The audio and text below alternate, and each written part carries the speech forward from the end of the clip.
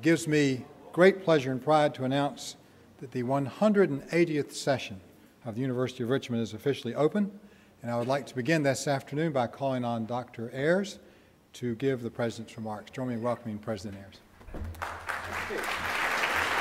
Morning. Hello, everybody.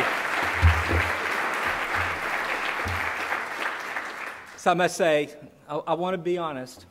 You're my second talk of the day, and the first talk I just gave a moment ago was to the legacy group. So it's grandparents and parents and siblings who are welcoming new freshmen in. And it's very heartening to see that you've got people here who are juniors and seniors, and they still want their younger siblings to come here. And more importantly, their younger siblings still want to come here. But also to see people who have such fond memories of the place back in the 50s or 40s or 50s or 60s and still connecting. So it reminds us of why we do this, and it's wonderful. And it's great to be here. This is a great way to begin the year. We have a lot of good things going on, and I don't want to get in the way of all those too long, but I want to say a few words. We have new colleagues that we're going to be meeting from the faculty. We have some new colleagues in Maryland Hall that I'd like to introduce you to as well. We have our new Vice President for Business and Finance, Hussein Sadid, whom you will be hearing from a little bit later, and he is over on there, on that side. That's right. So, and thank you. And you will get a fuller introduction of him from Steve here in just a moment. We're delighted to have him, and we've got him working full-time already.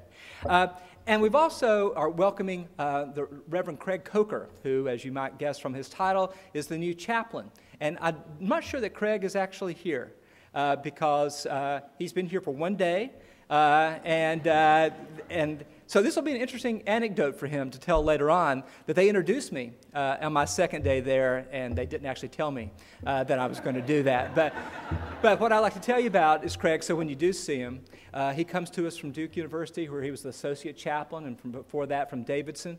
We had a really participatory search process this summer. People from all the students and faculty and staff came together, and a lot of people really cared about that position.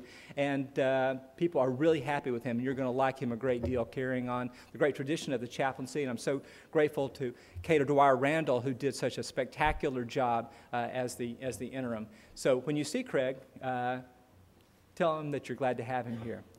Now let me tell you about the entering class, and before I do that, you're going to hear there's lots of good news in those numbers, and I think everybody knows that a large part of the responsibility for that comes from our new Vice President for Enrollment Management, Nancy Tessier, who I'm going to ask to stand up and introduce two new colleagues whom all of you will come to know, who will be a critical part of our team going forward. So Nancy, perhaps you'd be willing to do that?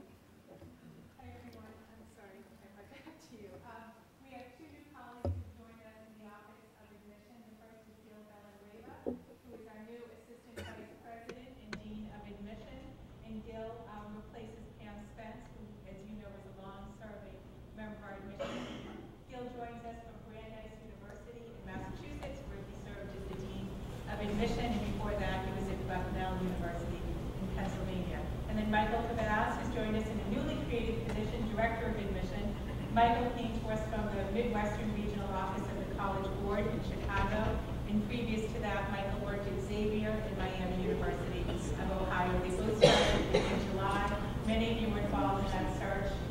Yes, for these two gentlemen, I thank you for that. So please join me.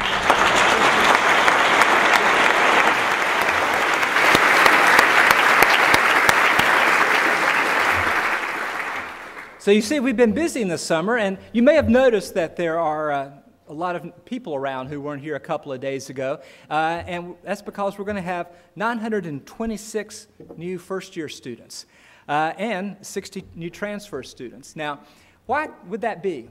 It's because everybody wanted to come here, and everybody to whom we offered acceptance, a remarkably high proportion said yes.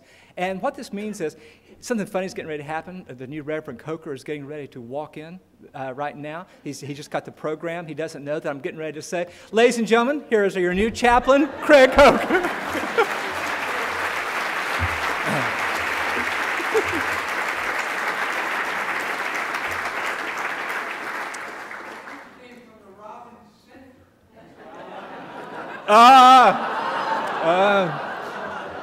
No one else has ever done that, Craig. I don't know what. But I would say, and again, in the spirit of transparency and openness, I don't want you upstaging me like this ever again with a dramatic entry from the back, okay? So just so we're on the same page there. All right. So I was talking about a remarkable success in admissions, and I'm going to tell you a little bit about the class. It's exciting to think about that 1 out of 5 of the freshmen who are coming in here are going to be the first in their families to go to college. That's up from 13% last year. It's exciting that 13% of our freshmen grew up in a language where English was the second language. And that's up from just, I think, 6% last year. And it's exciting, too, that 23% of our incoming students are students of color. Nearly 1 in 4 of Richmond students. That's up from just 13% last year. This is a remarkable testimony to the kinds of education that we're offering here, and remarkable testimony to our determination that we are going to be an inclusive community. And we have a remarkable responsibility and opportunity to be the kind of place that those people want to come to. So we're really remarkably excited to have them. You're going to have 82 Asian American students compared to 21 last year. We're going to have 78 African American students compared to 40 last year, and we have 53 Hispanic students compared to 29 last year. So we saw great progress all across the board. I'm not sure that we all thought that we could make this much progress this quickly, and now it's our job to live up to it and to the promises that we've made. So what a wonderful opportunity that we have, and I'm grateful to Nancy and all the other folks in admission and to all the faculty and staff who made this the sort of place that people would want to come to. In law, we have people coming in, the 150 students from 26 states in the District of Columbia and Canada and Denmark, and about 20% of our incoming law students are also students of color. In the MBA program, 42 students from 27 different area organizations. And in School of Continuing Studies, where they're educating 8,000 individuals every year, we have people ranging in age from 19 to 70, with the average age being 37. About 2/3 of them are women. And the School of Continuing Studies giving a remarkable opportunity to all sorts of students, opening all kinds of doors. So you see, when you add all this together, the tremendous engine of opportunity that we are, the way that we're open to so many students of so many different kinds of aspirations, it makes it easy to get excited about the new year.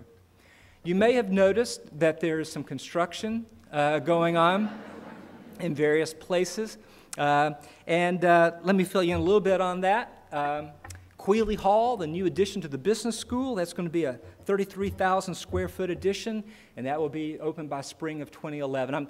One of my other speeches I give today, if I don't actually melt by standing on the forum for an hour and a half during the very hottest part of the day, where the heat's coming up from beneath just as much as above, I'm looking forward to that, is explaining to all these new freshmen that they'll get to enjoy all these buildings. So these completion dates are very important. Carol Weinstein Center for International Studies, 57,000 square feet. It will be opening in the fall of 2010. It's going to be a spectacular building. Apparently, we have a stadium. I'm not exactly sure where it is. I think that you can glimpse it sometimes. That is going to be opening in the fall of 2010. And so the very last game, the University of Richmond Spiders will be playing at UR Stadium. It will be in November of this year. So some things are ending even as other things are beginning. West Hampton College, the addition to the deanery, is going to be a spectacular addition for that. That's going to be open this fall, I believe. And finally, you may have noticed that we've given the first major overhaul to the Tyler Haynes Commons in a long time. And people better be developing their foosball skills, because there it is, challenging you as you walk along. So one of the things that we've been wanting to make progress in is admitting a very strong class. We've done that, coming to us from nearly 30 countries and 40, how many states? I don't know. 42 states and 30 countries. That's remarkable. Being able to make the largest number of building projects we've had in 30 years, that's pretty remarkable. But other things that we know that we knew we needed to work on are connecting our alumni to us. And we've known that people have loved this place, but have assumed, well, I don't really need to be connected. You guys seem to be taking care of yourself. But I'm really proud of what Tom Gutenberger and his team have done, because this last year we had the all-time peak in annual giving, both in numbers and in dollars. And you may have heard, since you're astute enough to notice we've had construction, that there's also a global economic crisis going on. And for our alumni, during those hard times, to step up, and 800 and some more than have ever given to us before gave to us this time. And so what that means is that the message of all the good work that all of you are doing is getting out, that people are saying that is the kind of place that I want to invest in. It's the kind of place that I want to demonstrate my ongoing support for. So we're seeing that almost 8,000 of our alumni, over a quarter of them, gave to us just this year. And in the meantime, we're making excellent progress on UR downtown, all kinds of civic engagement. We're finding all kinds of opportunities there. When you see the new alumni magazine, just great coverage with individual faces on it of the work that's going on down there. We have over 100 students involved in Roadmap to Success, and nearly 80 enrolled in Living and Learning. So all the new programs that we're establishing to take advantage of our remarkable strength in student services, connecting the academic mission to community-based learning, all those are flourishing. That, in fact, the people who did all that planning were right in understanding what it is that the students who are coming to us would want. Oversubscribed in the new integrated quantitative science program. So you folks know what it is that these students are hungry for, where the new opportunities lie. We're offering a kind of education they can't get anywhere else. And by having the different schools working together, offering an education that's all about complexity, that's all about not putting people in boxes when they're 18 years old, all about giving people kinds of opportunities they can't get elsewhere. So we're working hard. We're at a kind of a less flashy stage of the strategic planning now, translating the great plans that people came up with into the exact goals and targets that we are going to try to achieve so our larger aspirations can be fulfilled. But in the meantime, there's plenty to do. And this is a time of year where I often get emails telling me about people's nice impressions of our university. And I got one yesterday I thought was nice. It was said that a family wrote in to say that they were coming to Richmond because they dropped by the main service desk at Boatwright Library, and that the gentleman there was so kind and welcoming that they thought if the library was so kind, it'd be at the center of the campus, the whole place must be. And so they decided to cast their lot with the University of Richmond. But you know what? I hear these stories all the time, is that everywhere they go, somebody stopped me on the way over here. He says, this must be such a pleasure of a place to work. He said, because everywhere we go, everybody is so helpful and so dedicated. And they were right. Thank you, folks, very much. I look forward to working with you all year. We've got exciting things before us. It's going to be a lot of fun. Thank you.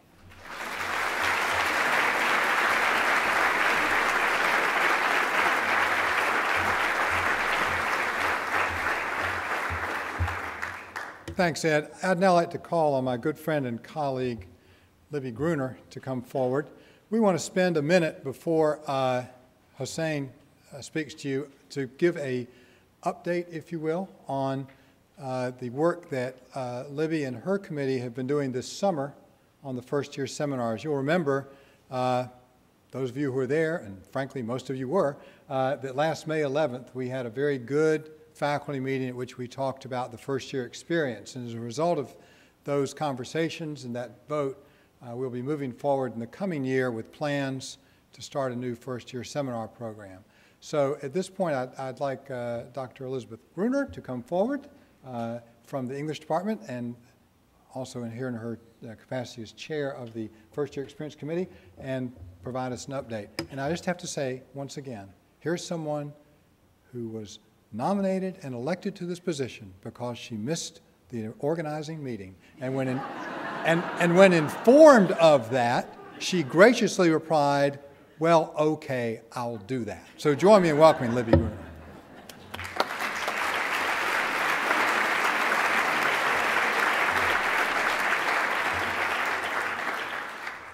The moral of that story is don't miss meetings, right? And he just said a minute, but I was told I had 7 or 8, and I plan to take at least that many. So I don't think I could do this. I can't do this in a minute. The provost asked me to give you a brief update on the status of the first-year seminar program, and I'm delighted to have the opportunity to do so. I might be a little more delighted if it were just a little cooler and if I hadn't just gotten back from England 2 days ago, but that was my poor planning. So I want to start with a very brief history of where we've been, then let you know where we are and where we're going. And as you know, I don't need to go over this in detail. A little less than a year ago, the university community approved the Richmond Promise, our ambitious strategic plan, which lays out a variety of principles, goals, and action steps. Among them, the goal to provide an innovative shared first-year academic experience for all undergraduates, and the action step of establishing and charging a representative ad hoc faculty task force to propose a revised undergraduate first-year experience, general education framework, and upper division curricular opportunities consistent with an integrated academic enterprise. Last spring, at the beginning of the spring semester, this ad hoc committee was formed. I missed a meeting, and now I'm here. So that first meeting, we were formed into 3 subcommittees, and the first one of those on the revised first-year academic experience began meeting weekly from that very first time. Many of you attended the many open meetings we held as we wrestled with various ways in which first-year students could best be introduced to the university and to academic work.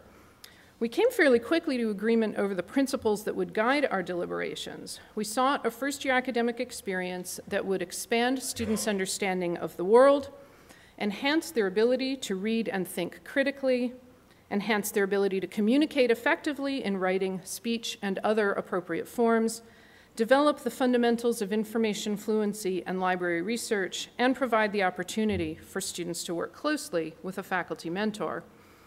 So with those principles, we came up with 3 proposals, and again, many of you were at the May meeting, at which we presented those 3 options to the university faculty, who voted for the development of a first-year seminar program. As you'll remember, there are several salient features of the first-year program we proposed. It will require students to take 2 seminars in their first year, one in the fall and one in the spring. They will be small classes, capped at 15 or 16 students. It will involve the entire faculty, and it will incorporate the Communications 1 and Library 100 and 101 requirements into the seminars themselves. Those requirements being, Communications 1 being expository writing or English 103, and then the library skills workshops from the fall and spring. So we're folding those into this first-year seminar program. That's where we left things in the spring. Over the summer, the committee continued to meet, often virtually, since we were fairly scattered. We'd given you a framework in May. Now, as President Ayers just said, we were charged with translating goals into programs. We'd initially imagined a 3-year rollout for the seminar program, but subsequent meetings and conversations convinced us that we not only could but should implement the program all at once in the fall of 2010. This does at least 2 things for us. It allows the core course faculty to move gracefully and quickly into the new program should they choose to do so without teaching 2 years' worth of lame duck core courses. It would be very awkward to have 2 programs running in parallel. It also keeps the entire entering class of 2014 together in the same first-year program. In order to implement the program fully by next fall, the current ad hoc committee on the first-year experience has been reformed into the first-year seminar oversight committee. The members will continue with staggered terms, new members rotating in yearly as appointed by the Committee on Committees. Having chaired the committee last year, I also agreed to coordinate the program for the first 3 years. Again, future chairs of the program will be nominated by the Committee on Committees and appointed by the provost. In order to implement the program fully by the fall of 2010, we'll have to have lots of seminar proposals coming in all at once. We'll have a proposal form and guidelines available soon, and the first-year seminar committee will be reviewing proposals continually until we have a full complement of courses for 2010-2011. Deans and department chairs will soon be in touch, if they haven't already, about how many seminars they're expecting from each academic unit. We'll need 53 seminars each semester, so we're really all in this together. So that gets us roughly up to date. That's sort of what we know we need. Here's what lies ahead. First, over the next few weeks, the first-year seminar committee will finalize the guidelines in a proposal form for first-year seminar courses. We'll present these to the university faculty for endorsement at the September 16th university faculty meeting.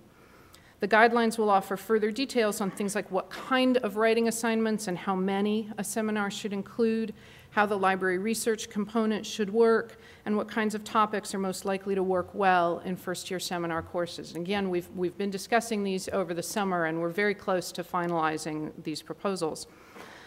As we start soliciting seminar proposals, I want to remind you that there's room for everyone here, and that there are all sorts of seminars that we imagine will be successful. Former core faculty, for example, and others may want to base a seminar on a group of texts surrounding a common theme, such as, from this year's core syllabus, Reimagining Society or Living Within Limits. I can imagine someone just taking those concepts, those themes, and even those texts and expanding out into a full semester course on that topic. Others will have topics related to their research that they're eager to share with first-year students. Still others will have a secondary research or even a hobby or avocation around which to focus a course. We're not talking about underwater basket weaving here. I don't think anybody spends a lot of time on that. But there are really a lot of topics that we can imagine that we think students will get excited about and that we think faculty will be excited to teach. Second, everyone who plans to offer a first-year seminar in the 2010-2011 academic year will be participating in a series of workshops during this academic year and in a week-long summer institute. We'll schedule 4 of those summer institutes so that everybody should be able to make one of them. Most summers, we hope, we'll only have to have one, but this summer, since we're getting so many people up to speed at once, we'll do a lot of them. We're working on those schedules now. The workshops and institutes will cover things like how to design good writing assignments for first-year students, how to work with library liaisons in a first-year seminar, things like that I think will be useful to all of us and that will put us into faculty learning communities working together to develop our syllabi and to develop a really strong program for our entering students. We're working on the workshop schedules now and hope to have them available soon. And faculty who participate in the workshops and institutes will receive stipends for their participation, as they will for offering a course the first time. We'll also be working this year on an assessment plan. Like every other facet of our academic life, the first-year seminars will be assessed in accordance with SAC's guidelines. This is a program assessment. The individual course evaluations are quite separate from that. And we have every hope that the assessment we devise will be both useful and meaningful. We want to really know that what we're doing is doing the things we say it's doing, and have ways to improve it if we need to. We have a brief progress report. It's actually not that brief, it's 3 pages, but brief enough. Progress report to hand out to you as you leave the room. In it are further details about the workshops and summer institutes, financial and other support for first-year seminar instructors, and some reassurances about how we'll be able to incorporate the research and communications elements of the program into each seminar. If you have any questions about the program or about proposing a course, please feel free to get in touch with me or with any member of my hardworking committee, whom I'm now going to thank and name, Eric Kraft, Joanna Drell, Joe Essed, April Hill, Dan Palazzolo, Thad Williamson, and Carol Wittig. I know they are all delighted to hear of your interest in the program and will be happy to answer your questions, as will I. So thank you, and I look forward to working with you over the course of the next year to develop a first-year seminar program. Thanks.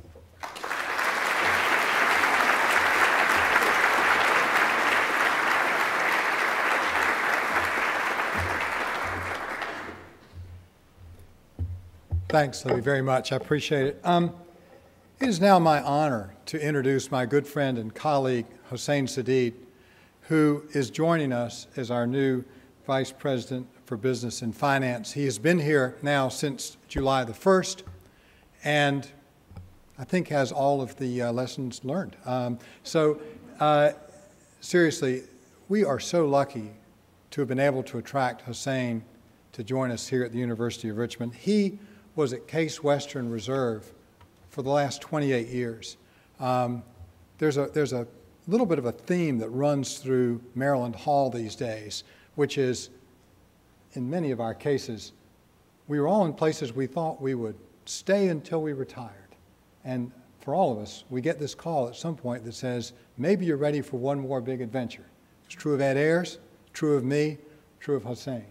And we really are fortunate to have attracted someone of his caliber. When he was at Case Western in a variety of positions, most recently as Chief Financial and Administrative Officer, he oversaw finance and business, human resources, facilities, safety and security, campus services, the controller, the treasurer, budget and planning, internal audit.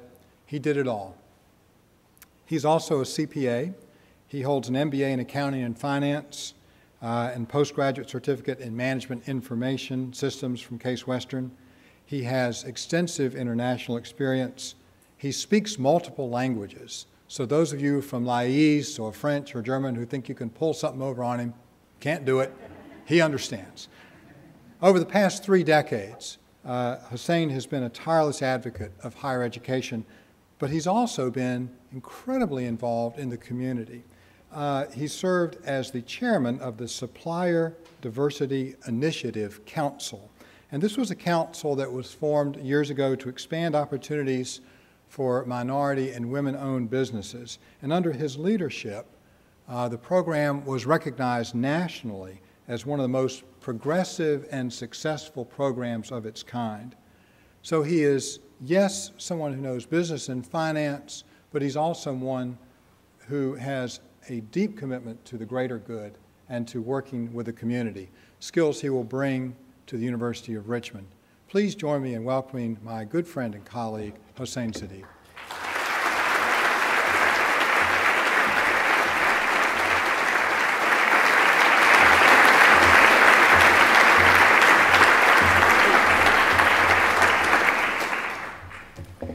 Thank you, Steve, and thank you, ladies and gentlemen. And thanks to our members of faculty, staff, and guests. I'm so delighted to attend this event when we celebrate the beginning of a new academic year full of anticipation, curiosity, and excitement. I would also like to thank my boss, the university president, Dr. Ayers, for adding me to his leadership team to serve this great institution to achieve the Richmond promise. It's a very exciting time in the life of the university. I also want to thank my colleagues in the Division of Business and Finance for supporting me wholeheartedly as I transition to my role. I'm truly honored to join the Richmond University family exactly 50 days ago today. As a newcomer to the university, I would like to take this opportunity to briefly share with you what I have seen and learned thus far at Richmond. First and foremost, the people at the University of Richmond. I have found that the university's greatest asset, its people, is truly remarkable. The academic stature of the university faculty and students is reflected in the increased recognition and rankings in recent years. In one of my visits to the academic departments, I met several students and faculty in 3 science departments, and I was so impressed about the extent and quality of undergraduate research taking place during the summer. I just learned that the Jepson School of Leadership has started just their summer research program for the undergraduate students. I learned that these unique research experiences have enabled our undergraduate students to publish their research findings in scientific journals, something that is hardly the case in other universities. Experiential learning opportunities for our students is quite indicative of a place that has protected and nurtured its core mission as a keeper of a vital educational community of bright students and a faculty of the best teachers, scholars, passionate about learning, discovering, teaching, and sharing. I'm grateful to our faculty for welcoming me to this campus, and I'm looking forward to working closely with all of you. I'm equally impressed by the caliber and the quality of our staff throughout the university. What is remarkable about the university staff is the pride and commitment to the institution and the connectedness to one another. The can-do attitude and dedication to serving our community through bold and concerted actions can be seen everywhere on this campus. The culture in my division is genuinely collegial and seems to be the same throughout the campus. I'm impressed how ready and willing the team in business and finance is to harness its value of pride, dedication, commitment, service, and collegiality to move itself to the next level of excellence. To build on the past, our future will be guided by more emphasis on best practice orientation, staff empowerment, transparency, and openness. I'm grateful to the Staff Advisory Council for playing such a constructive role in advocating the staff involvement in the daily life of the university. I'm looking forward to our closer collaboration. The second observation I've made is the facilities at the University of Richmond. The campus of the university, sitting on 360 acres and housing 31 academic buildings, 38 residential buildings, 21 others, with 2.3 million square feet of usable space, is one of the most beautiful campuses, truly one of the most beautiful campuses in the country. As you have noticed, the campus is undergoing its most ambitious building boom in the last 3 decades. Current projects include the building of Carol Weinstein International Center, the stadium, and additions to the business school and the West Hampton Center. We are fortunate that despite the current national economic climate, the university is in a position to continue its capital program, mainly because of generosity of our donors. In addition to these 4 projects that are visible to all of us, the university has been investing a significant amount of money and effort to revitalize the student housing. We're also fortunate that our campus has no major deferred maintenance. It's probably one of the most unique campuses in the country, thanks to great work by our facilities team. The third observation that I've made is the finances at the University of Richmond. Since the last period of extended recession in the 1970s, similar to the rest of the economy, universities are faced with significant financial challenges. These challenges have resulted in most universities, regardless of their size or wealth, to freezing or cutting positions and salaries, holding back on their programs and capital investments, and making other significant cuts. But yet the University of Richmond has been fortunate to weather the storm by relying on its stronger financial position relative to most other institutions.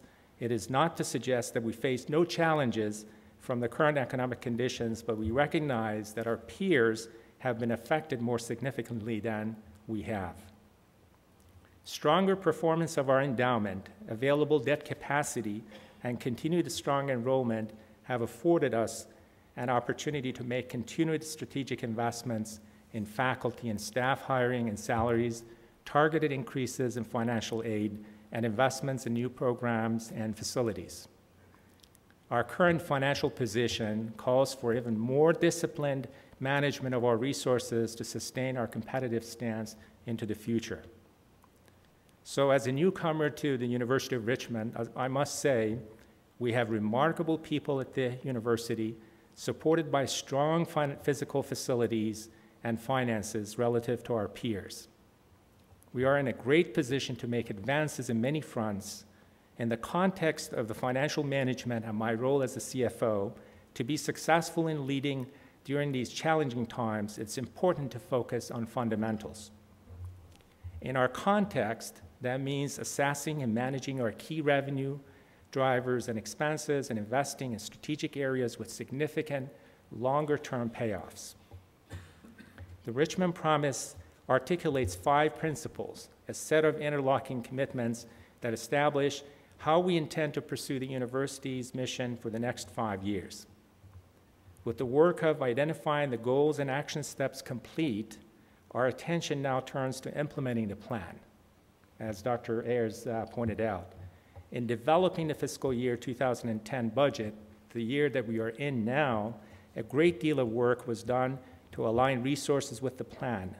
In order to complete the process of implementing the Richmond Promise, we will continue the work begun last year by assigning priorities to the action items, identifying those who are responsible for each action item, providing timelines for implementation, and creating a business plan for action. We have begun an integrated financial capital and program planning process, which will become the framework for investing financial resources in the plan priorities. This is especially important as we anticipate facing more challenging financial times as a result of the current economic realities. The Richmond Promise has laid the foundation for strategic physical and programmatic growth of the University of Richmond, consistent with its mission. Considering the limitations of various resources, capital, human, and financial, we must be strategic in assessing and prioritizing initiatives brought forth under the plan to meet physical and programmatic needs of the university. The integrated planning and budgeting process will be open and transparent and will rely heavily on closer collaboration with academic leadership, deans, faculty, and staff. We will be reaching out to the campus community in developing our 1-year and 5-year budgets. By the way, the 5-year budgets would be the first time in the history of the university in the next several months. As we work on implementing the integrated planning and financial management, we will remain focused on the fundamental premise that the University of Richmond is a people-oriented endeavor, and our budgets must reflect this reality. Thank you for the opportunity to share my thoughts with you today, and I am extremely delighted, truly delighted and honored to join you to serve this great university. Best of luck to you in the coming year, to us, all of us, for the new academic year. Thank you.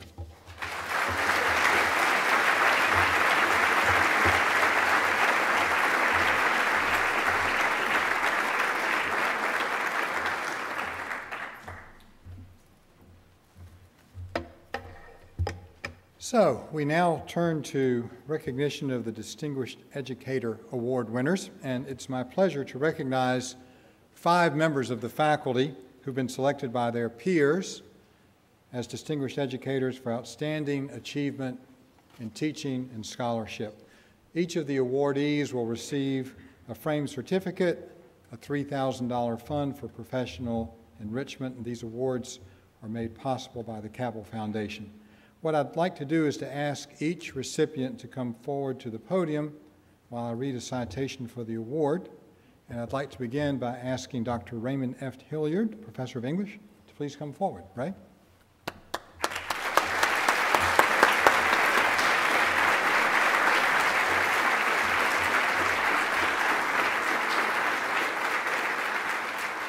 This is the part where you have to stand and let me sing your praises.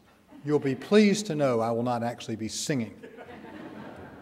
Professor Hilliard is a beloved and respected teacher. In addition to teaching in the English department with nearly a score of field-specific offerings, he is regularly taught in the core course.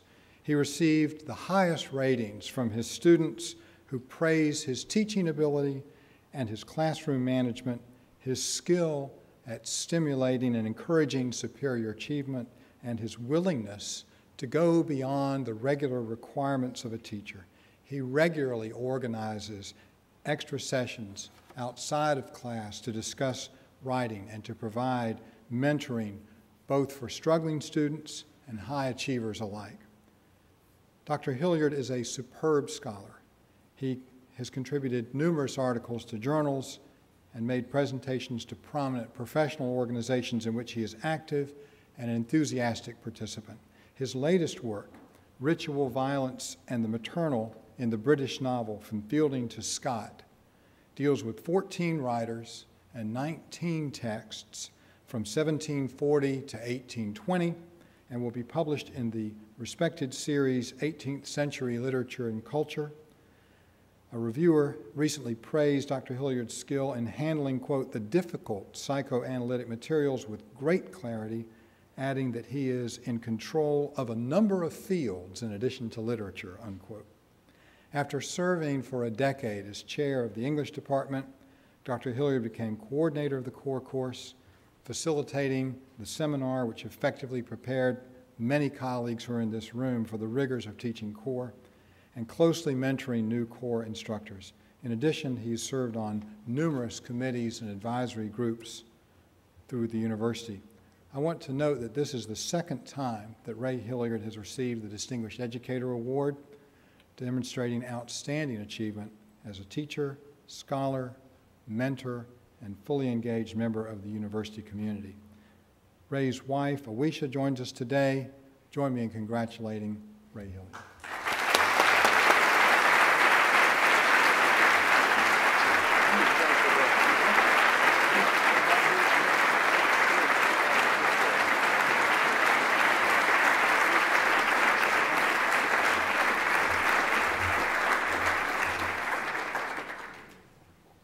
Will Ann C. Hodges, Professor of Law, please come forward? Ann?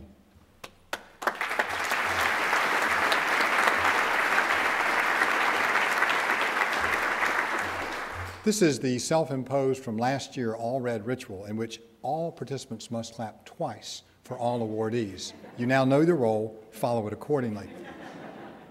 Ann Hodges embodies the values that the Distinguished Educator Award celebrates: innovation in the classroom, integration of teaching and scholarship, extraordinary commitment to community service, and remarkable ability to foster in students a lifelong sense of social responsibility.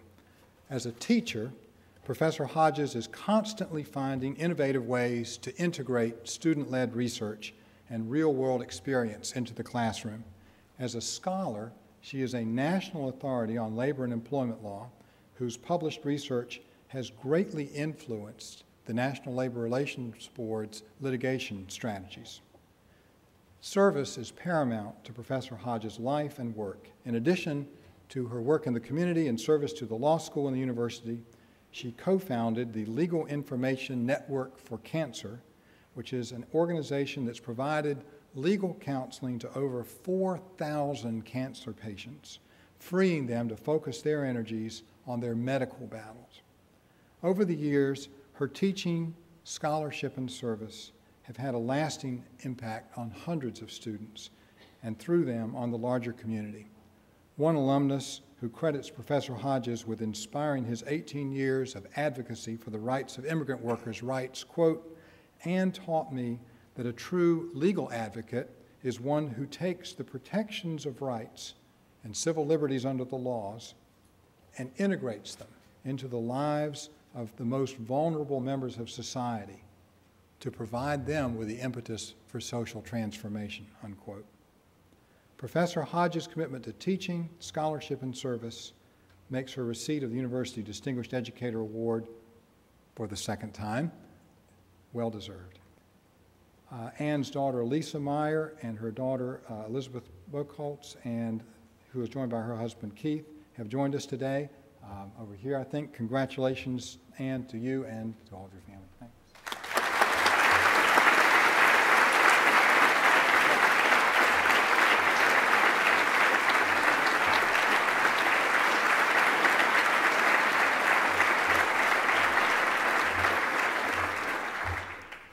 As a point of personal privilege, Ann's brother, who could not join us today, Bobby, has been my friend in Raleigh, North Carolina since middle school. I was kind of hoping to see him today, but it's okay. Now, will Crystal L. Hoyt, Associate Professor of Leadership Studies, please come forward?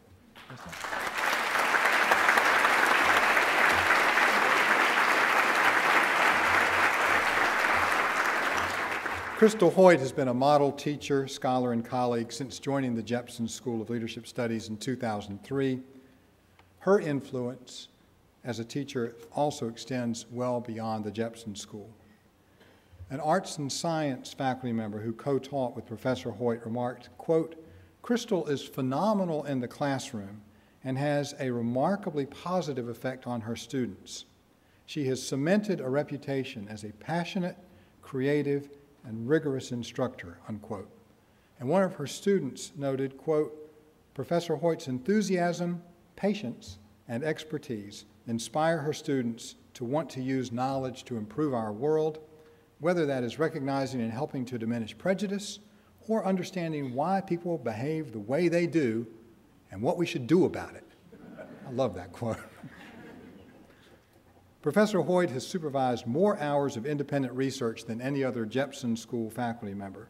She's collaborated with students on presentations, on publications, and one of these was published in the top journal of leadership studies. A student who she mentored on a senior honors thesis and who now holds a Harvard University research fellowship stated, quote, Dr. Hoyt exemplifies just how great an impact a professor can have on a student, both as an instructor and as a mentor, unquote. Professor Hoyt is a prolific publisher on a broad range of subjects. She's collaborated with numerous colleagues in social psychology and philosophy, and for her service to the university, focused on her commitment to our students, the university is pleased to present the Distinguished Educator Award to Professor Hoyt. Congratulations, Crystal.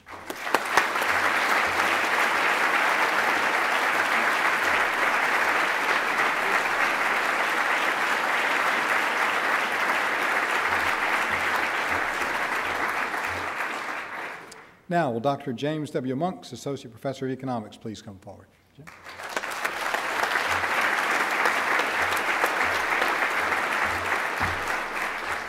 James Monks performs a key role in the business school, ensuring that every economics major graduates with a firm grasp of and experience in the approach economists employ to address critical economic questions.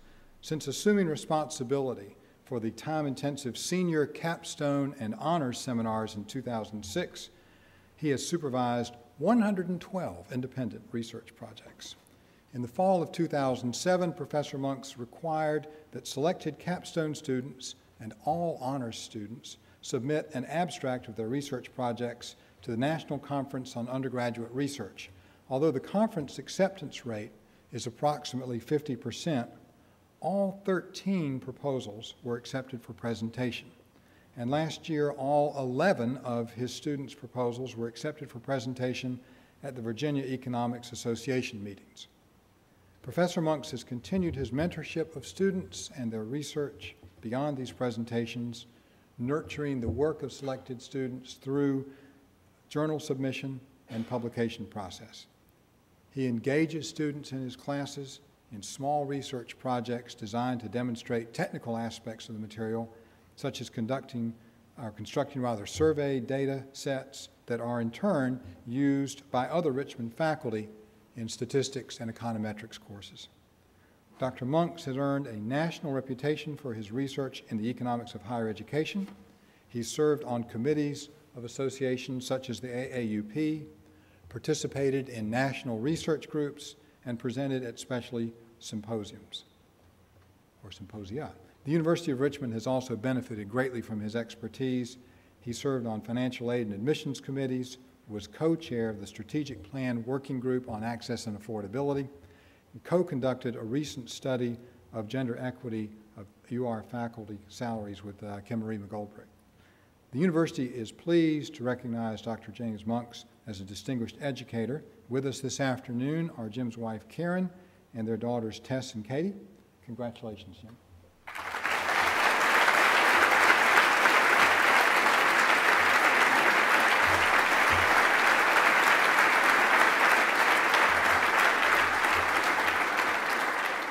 Finally, will Dr. Laura Runyon-Janicki, Associate Professor of Biology, please come forward. Wow.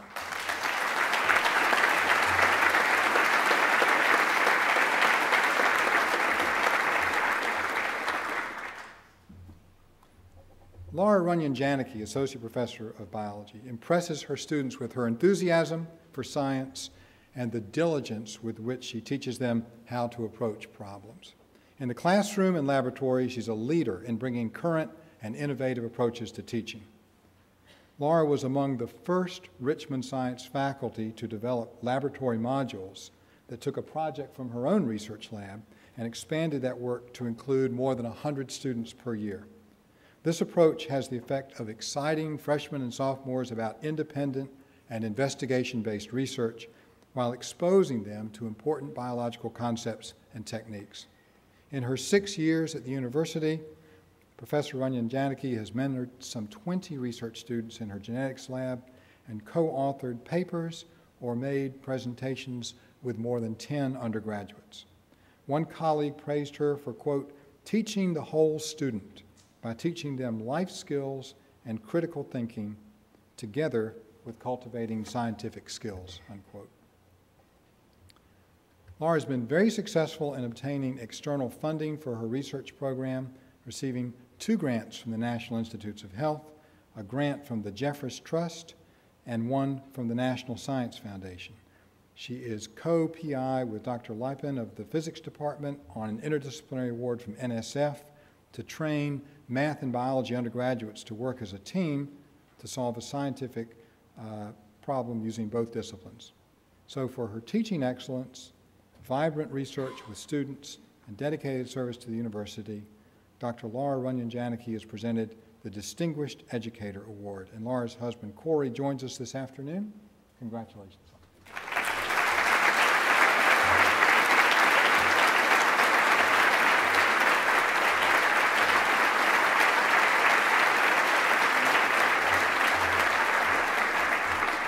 Let me give my thanks to the nominating committee in each school and the University Faculty Selection Committee for their work in determining this year's Distinguished Educator Award recipients.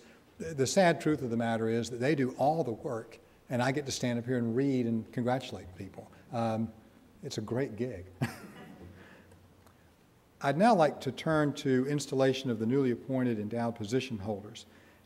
We have 3 faculty members who've been appointed to endowed positions that we will recognize this afternoon.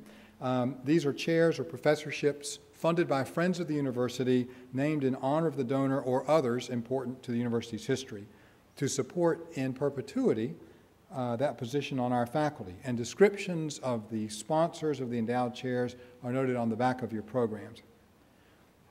Those faculty members who are designated to hold these positions are selected for excellence as teachers and scholars. Each endowed position holder is appointed for a specified number of years and may be reappointed. The faculty members installed in these endowed chairs receive, in addition to the chair, a literal chair, a university's captain chair with a personalized plate. So, first, would Dr. Gerard P. Guilfoyle please come forward? Yeah.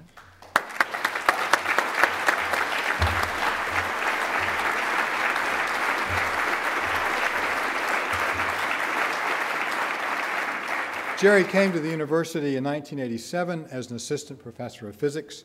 He received an A.B. from Franklin and Marshall and his Ph.D. from the University of Pennsylvania. He did his postdoctoral work at Stony Brook.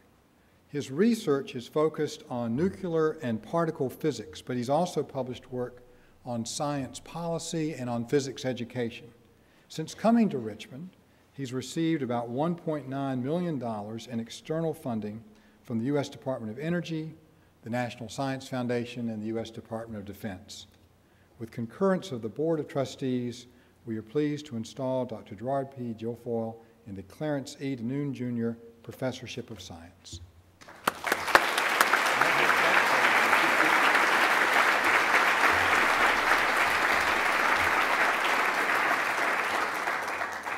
It's a trade-off, a plaque, a chair. Will Dr. April L. Hill please come forward? April?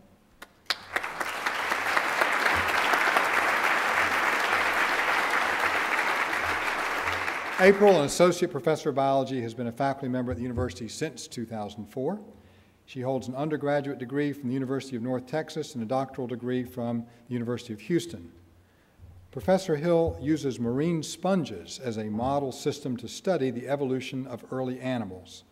Her research asks questions about molecular pathways involved in the development of early animal sensory systems, differentiation of ancient stem cells, and the evolution of animal symbioses. Dr. Hill's work is currently funded by 3 external grants, 2 from the National Science Foundation and another from the Jeffress Memorial Trust. April's husband is Professor Malcolm Hill, who's with us today. With the concurrence of the Board of Trustees, we are pleased to install Dr. April L. Hill to the Clarence E. DeNoon Jr. Professorship of Science.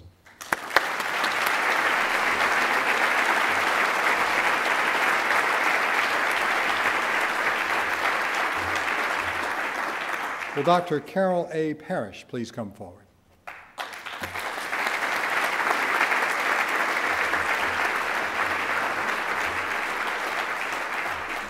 A professor of chemistry, Carol has been with the university since 2005. She holds undergraduate and graduate degrees from Indiana Purdue University and a doctorate from Purdue University. Her research is focused on using computational and theoretical chemistry to perform fundamental molecular studies that will aid in the design of better AIDS and cancer drugs, understand the energetics of alternative energies, and to develop better biosensors. Since coming to Richmond, she's raised more than $800,000 in external funding to support her research group of 10 to 15 undergraduate students. And Carol's husband, Marty Zeldin, is in attendance. With the concurrence of the Board of Trustees, we are pleased to install Dr. Carol A. Parrish as a Floyd D. and Elizabeth S. Gottwald Chair in Chemistry.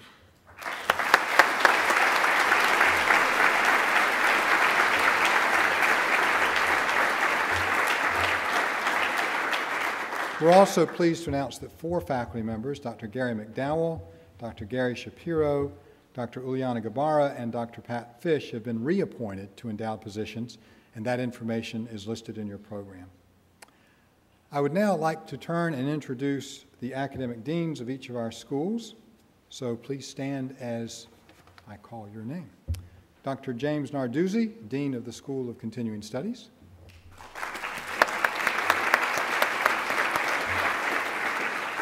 Dr. Andrew Newcomb, Dean of the School of Arts and Sciences.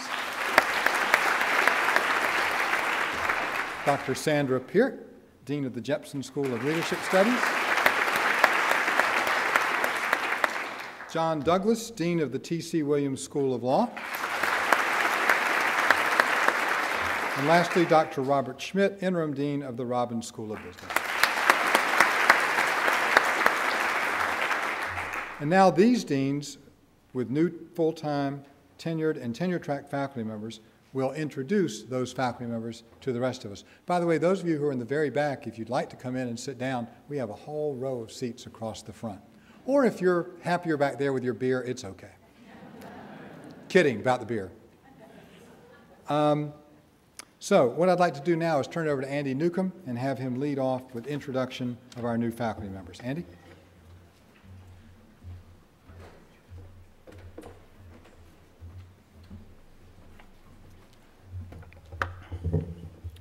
Good afternoon. This year, the School of Arts and Sciences enjoys the addition of 30 new full-time faculty members and the 4 members of our first cohort of predoctoral and postdoctoral fellows.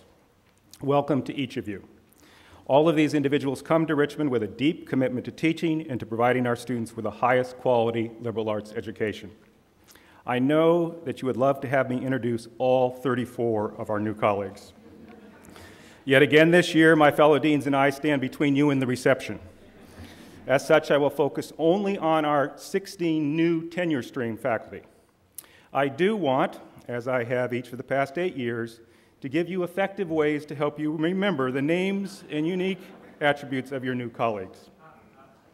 In the past, we have used such techniques as deep encoding face association heuristics and meaningful and non-meaningful cognitive clusters. As well as these amazing memory aids have worked for you, these techniques obviously have been of little help to me. In fact, last year I completely forgot to introduce one new faculty member. So let me begin by introducing Johann Stegmeyer.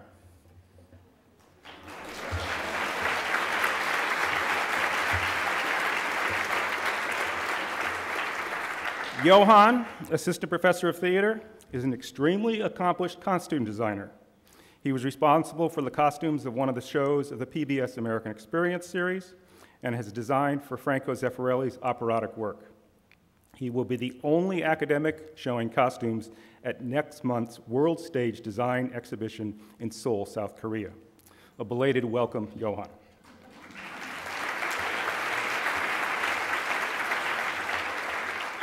Now, given his incredible talent, I had wanted Johan to help me with this year's new faculty introductions.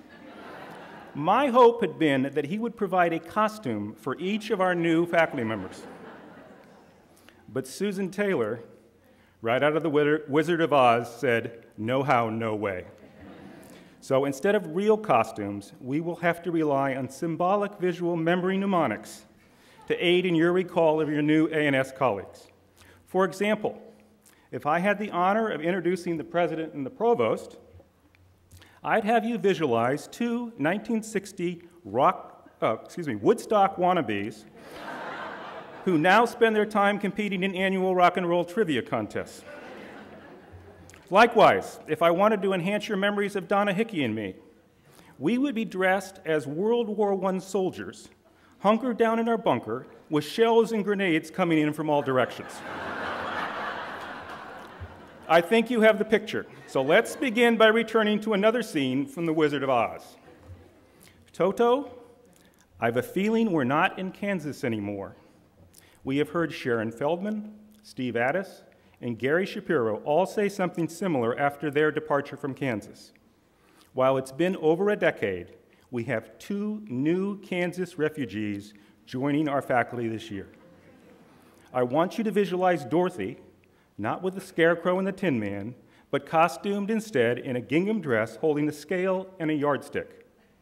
Walking with Dorothy on the red brick road to Weinstein Hall, our very own Emerald City, are Mary Board-Tunn and Stephen Long. Mary and Stephen, the great and powerful Oz knows why you have come. Step forward, or at least stand up. There's Stephen.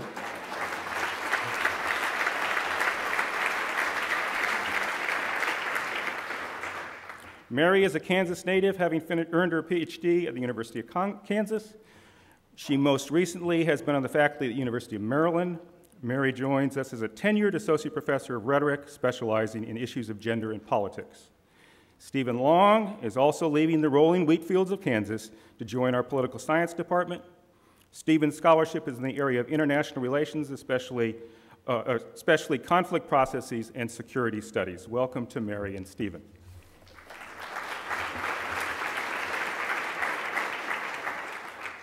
From Richmond's Red Brick Road, I now want you to visualize a carnival celebration to rival Rio and Trinidad Tobago. Imagine a conga dance line stretching from Brazil through the Caribbean to New York City.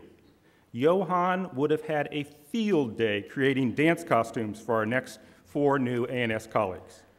As I presume you have surmised, they all have teaching and research interests focused on Latin American culture and history. Manuela Meyer joins us in the history department.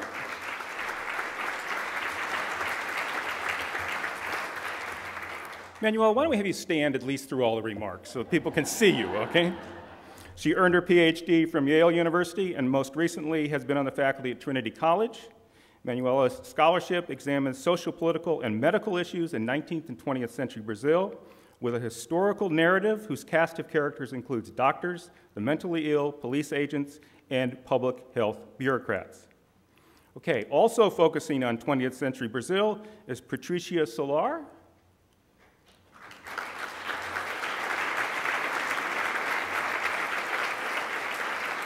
Patricia is completing her doctoral work at Georgetown with a specialization in Brazilian literature and culture. Fluent in Spanish and Portuguese, Patricia joins her colleagues in Latin American and Iberian studies. Our third Latin American specialist and our second Patricia is Patricia Herrera, who examines diasporic performance strategies, especially in the New Yorican community. Okay, we got them all there.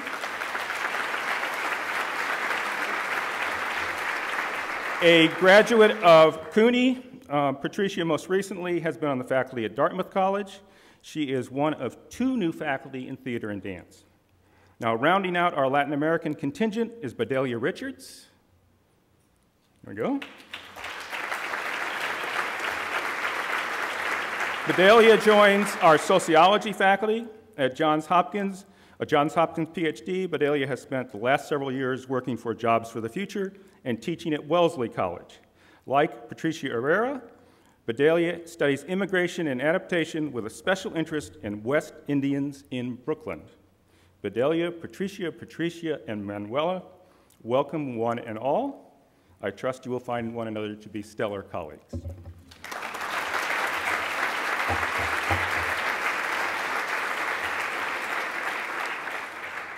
Moving from the East Coast to the West Coast, we shift from the sounds of salsa to the crunch of granola. Rather than fashionable urban attire, imagine Pendleton shirts and hiking boots as I introduce our next two A&S colleagues. Carrie Wu.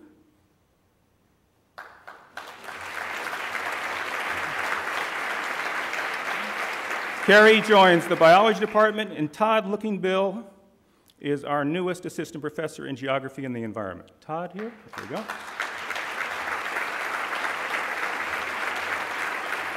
I paired Carrie and Todd as they both do their research in the Pacific Northwest.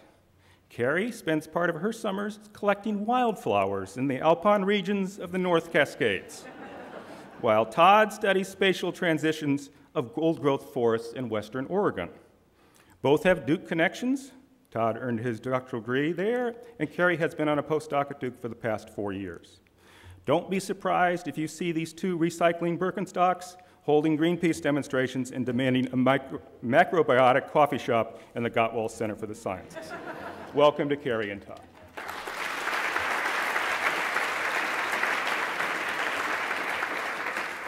I trust at this point you're beginning to appreciate the diversity of our new liberal arts colleagues, refugees from Kansas joining a conga dance line stretching across 2 continents, followed by 2 outdoor enthusiasts masquerading as academics. Yet, we all know no new faculty cohort would be complete without at least a few computer-loving, pocket-protecting, hard-nosed scientists.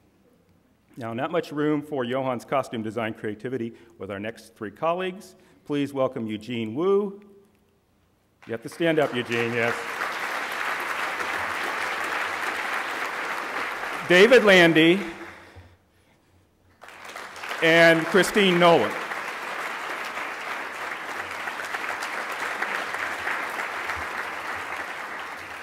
Eugene joins Carrie as our second new biology faculty member. They knew each other as undergraduates at Harvey Mudd College. Eugene went on to receive his PhD from Scripps Research Institute and has been a postdoc at Duke Medical Center since 2005, doing work on structure-based drug design. In his teaching statement, Eugene wrote, and I quote, "Nothing beats sitting at a computer terminal and rotating a molecular model with the flick of a wrist."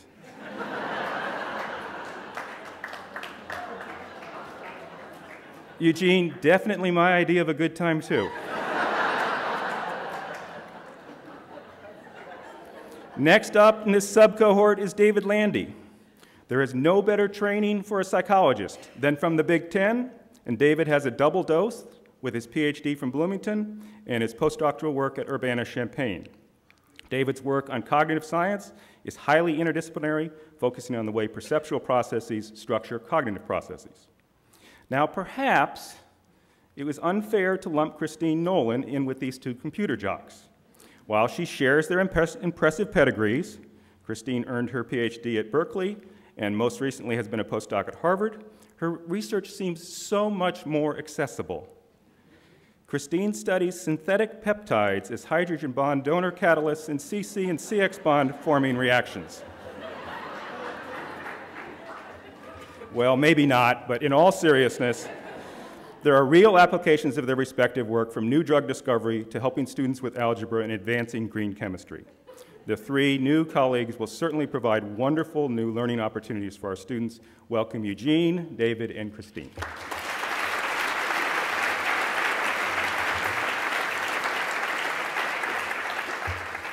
In the history of theater, there is a long tradition of performances addressing issues central to society itself and encouraging consciousness and social change. It is along these lines that I would challenge Johan to design costumes for our next three faculty. First up in our political theater is David Lefkowitz.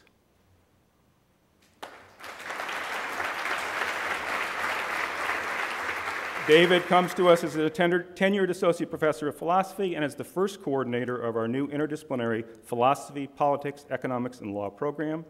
David spent last year as a Rockefeller Fellow at Princeton Center for Human Values, studying the nature and basis of legitimate political authority. Mantai Datta, back behind David.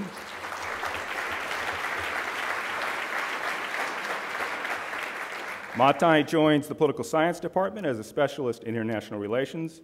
Mantai's scholarship is on macro politics of anti-Americanism. Mantai did his undergraduate work at Berkeley in English literature. He taught English in Korea and Japan, and he recently completed his PhD at UC Davis.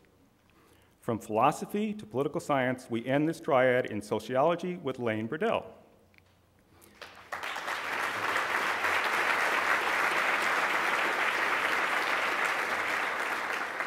Lane just finished her PhD, and I mean just finished her PhD yesterday. Congratulations, Lane.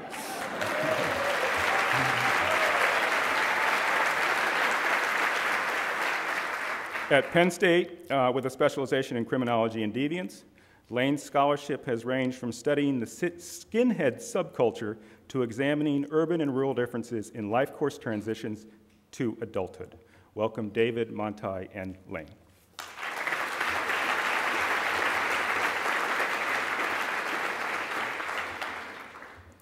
Just two more introductions to go. There is light at the end of the tunnel. Actually, there are two different lights as we finish staging our costume drama. First, we have Kun Jian. Kun?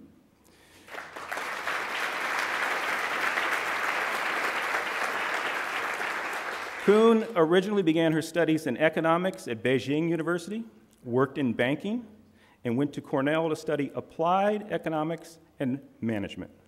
Then Kun saw the light. She shifted her focus to East Asian literature. Just coincidentally, her dissertation is entitled Imperial History Printed, Staged, and Screened in Modern China. Kun clearly is a wonderful addition to our Emerging Asian Studies program in the Department of Modern Literatures and Cultures.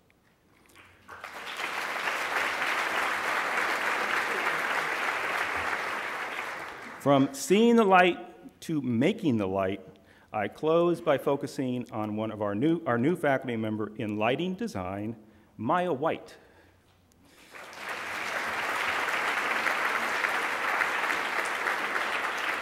Maya joins the theater department after working professionally in Los Angeles, New York, Washington, D.C., and around the world. Welcome to Kun, Maya, and all our new A&S colleagues.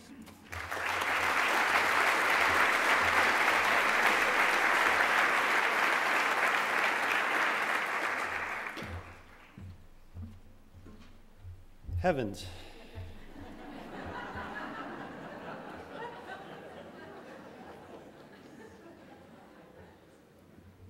We are a small, humble law school.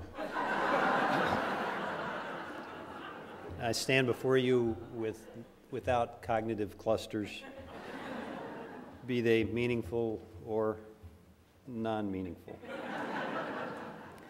But I am very pleased, honored, and proud to introduce to you the three new members of the law faculty, beginning with Meredith Harbach. Meredith, I know you're here. Here's Meredith.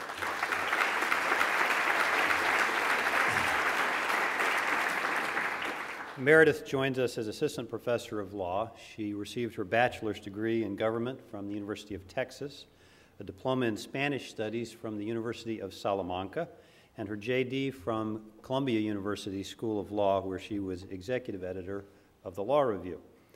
She clerked on the United States District Court in Houston, Texas, and began her practice there in Houston, where for 6 years she practiced first in a private law firm and then in a public interest practice. moved from law practice to academia, where she began her academic career at NYU as Associate Director of the Lawyering Program. We're thrilled to have Meredith with us now at the law school, where she will teach family law and children in the law. Welcome, Meredith.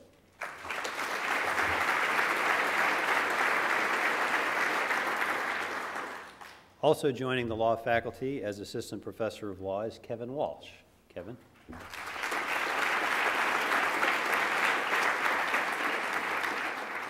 Kevin earned his bachelor's in philosophy at Dartmouth College, followed by a master's degree in theology at Notre Dame, and his JD degree from Harvard Law School, where he was articles editor of the Harvard Law Review. Following law school, Kevin had a clerkship on the United States Court of Appeals for the Fourth Circuit, and then served as law clerk to Justice Antonin Scalia on the United States Supreme Court. Following his clerkships, Kevin began his practice at Hunton & Williams here in Richmond, Virginia, where he was for 3 years, and then went to Villanova, where he served as visiting assistant professor of law for 2 years before joining our faculty. Kevin will teach federal courts, constitutional law, and a seminar on law and religion. Welcome, Kevin.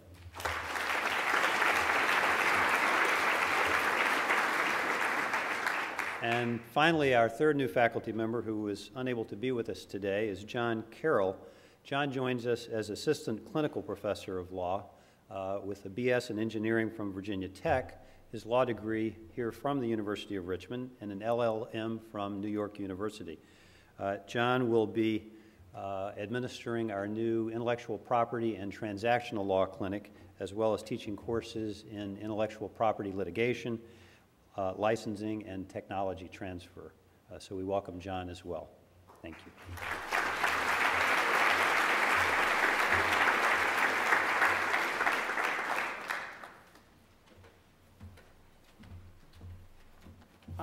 Let me start by saying I know that Andy has his traditions, he's had them for a long time, and I'm learning some of the traditions of the deans, which are, for this particular job, we draw straws. Got the short straw. Okay. The Robbins School of Business is welcoming 6 new faculty members, and I'd like to point out 3 coincidences. One is, in this era of global recession, we have a bumper crop of incoming students. We have a bumper crop of new faculty members. The second is, in the business school, we have 6 faculty members, and they split equally between associate professors and assistant professors. But most coincidentally is they fall in alphabetical order. The first 3 are associate professors, and the last 3 are assistant professors, so I'm going to introduce them in that way. First of all, Violet Ho. Is Violet? Yeah, Violet is in the back in the middle. Violet joins us from Nanyang Technological University in Singapore, where she taught since 2002. She received her PhD in Organizational Behavior and Theory from Carnegie Mellon in 2002. Her research interests are in social networks, interpersonal relationships at work, psychological contracts, and counterproductive work behaviors. Now, if you think about it, I don't know what her ultimate career track is, but they're great preparation for a deanship, especially that last one. Counterproductive work behaviors. I don't know on what side. That's up for you to decide, but okay. Her interest in the qualitative side of management stands in marked contrast to her undergraduate degree and her work experience prior to starting her PhD, and that was in accounting. So she switched areas. None of my accounting colleagues are here, toward a better track. She'll be teaching undergraduate level organizational behavior this fall. Secondly is Kip Kroomwitty. Kip is in back. Who is joining us in accounting, and he comes to us from Boise State University, where he worked for 6 years in industry prior to starting his graduate studies. He earned his doctorate at the University of Tennessee. He's also taught at Boise State, Washington State, and Brigham Young. He primarily teaches cost management and accounting courses at undergraduate and graduate levels. His research relates to management accounting topics, including cost accounting practices and strategic performance management. He's presented papers at many conferences. He's published 18 peer-reviewed articles. One of his articles was chosen by the International Federation of Accountants as its winning article in 2002 Articles of Merit. He received numerous certificate awards for publications for research, and in 2005 received the President's Research and Scholarship Award from Boise State. Third and last associate professor is Rob Phillis, who's joining us in management. I don't know if Rob is here. He might not be because Rob is not new to the University of Richmond. Rob has been with us for several years. He has taught on a visiting basis for someone who is taking first sabbatical, then research leave, and then during a national search for the position. And Rob won that national search handily. Rob has taught at the University of Virginia, which I hold in the highest regard, Georgetown, Wharton at Penn, University of San Diego, and Chung Kong Graduate School of Business in Shanghai. He's published more than 30 scholarly articles. He's the author of a book, Stakeholder Theory and Organizational Ethics, in 2003. His research interests include various aspects of organizational ethics. He's on the editorial review boards of 2 journals. He serves on the board of directors for the Society of Business Ethics and just completed a term as that society's president last week. Moving to assistant professors. First is Jeff Pollack in management.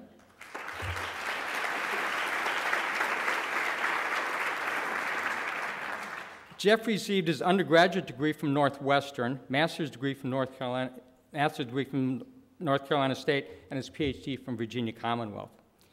He maintains an active research program in entrepreneurship, and I don't know if you're aware of that, but we have a relatively new inter-school, interdisciplinary program in entrepreneurship, and Jeff is coming to join us in that program.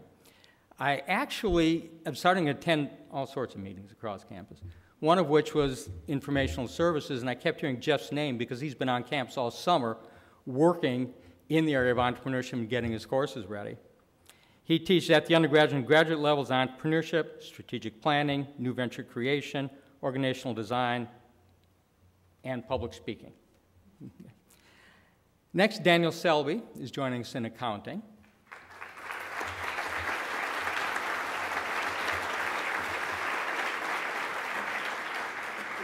Daniel completed his PhD this past spring at Florida State. His dissertation, Current Stream of Research, investigates issues that precede audit failure. Now, you might not know, but it's very difficult to hire in accounting because they have so many opportunities to move out, and especially in this era, audit failures and controls. So we're lucky to have him.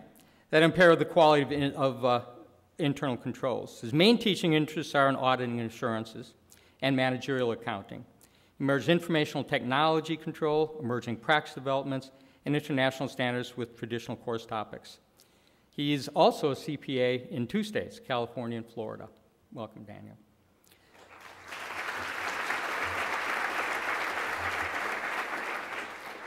Our last assistant professor is also in management, and that is Professor Shi. And Professor Shi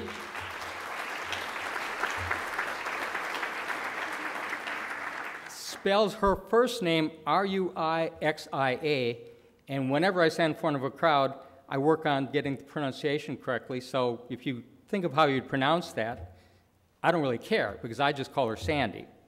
Okay. Sandy, or Rashia Shi, earned her PhD in Operations Management from the University of Texas at Dallas, again this summer. Research focused on inventory management with incomplete information and supply chain management.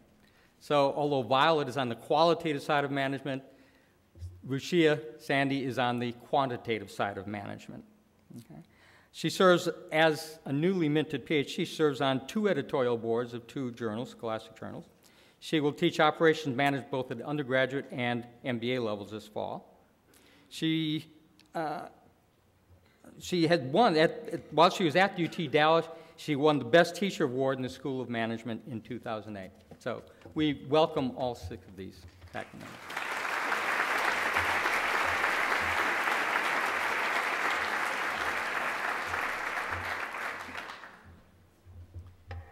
Thank you to all the deans for your wonderful introductions. Appreciate that. In addition to the new tenure and tenure-track colleagues who you've had the opportunity to hear a little bit about today, we are also welcoming a number of faculty with continuing and visiting appointments. I'd ask if any of you in the room fit that category, new faculty with continuing or visiting appointments. Would you please stand so we can recognize you?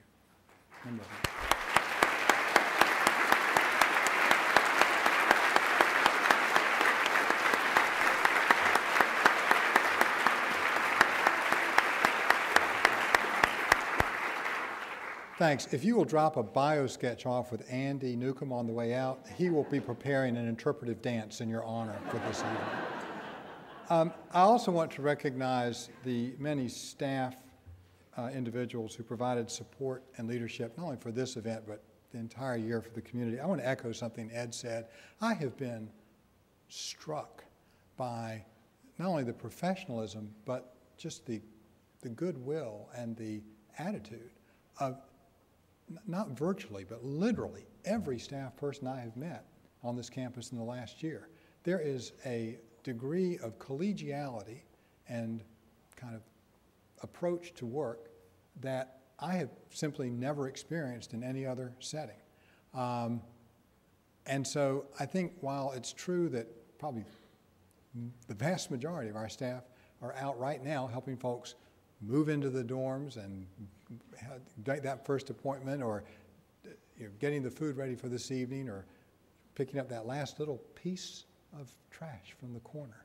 A number of staff are here today. I want to ask if you are a staff member here at the University of Richmond for you to stand for a minute and let the rest of you express our appreciation for the extraordinary job you do every day.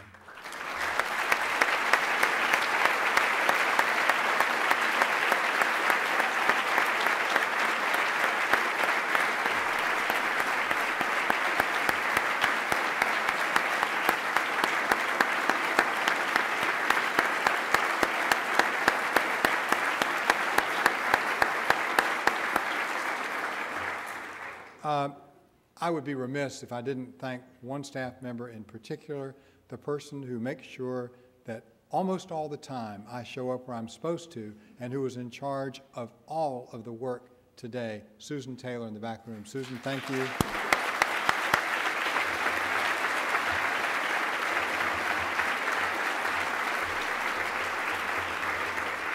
So with that, we are finished with Colloquy. Our 180th academic year is officially in session, and I invite all of you to continue your conversations and meet each other at the reception out here in the UCROP Gallery in the Quig Room at the far end of the gallery. Thank you all for being here today, and I hope we all have a great year and great semester together. Thank you.